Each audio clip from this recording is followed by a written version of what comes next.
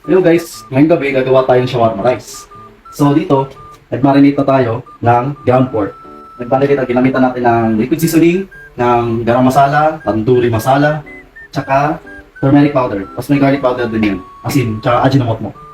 So ngayon, mag-move tayo sa paggawa ng java rice kasi dilaw ang kanin ng shawarma rice. Magtunaw na tayo ng butter. Habang di pa natutunaw na, lalagyan natin turmeric powder. Bale, turmeric powder ang magpapadilaw sa kanin natin.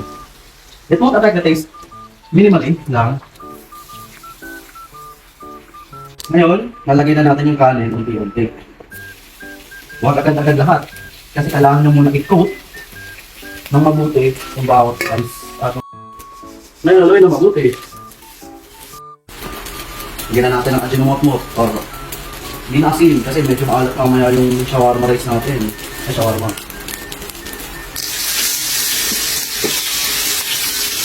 Oh! Huwag yung gagalawin. Kailangan may sisir. Ha! Yan. Saan ko tsahir?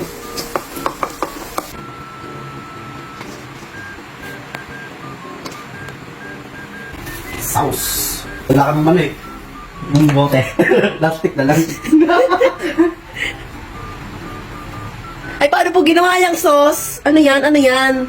Ito yung yung white sauce na na ginagamit. So, ginawa ko siya. Kung ano na meron sa bahay, yung ranch, lemon juice, garlic powder, sobrang daming garlic powder, tsaka whipped cream, ng gatas eh. Okay. Tapos ito naman, yung cheese sauce, nag-grate ako ng Eden, then, nagawa na roux, yung mantika na may flour, then, nilagyan ko ng gatas, whipped cream, then, para makuha itong kulay na artificial yellow, turmeric. Okay. Yung kanin? No. Okay. Yung chili po, ma'am. Ayoko. Yan, sriracha. Ayoko. Wait mo naman. Kunti ko yan. Sarap mo order na, ma'am. Thank you po.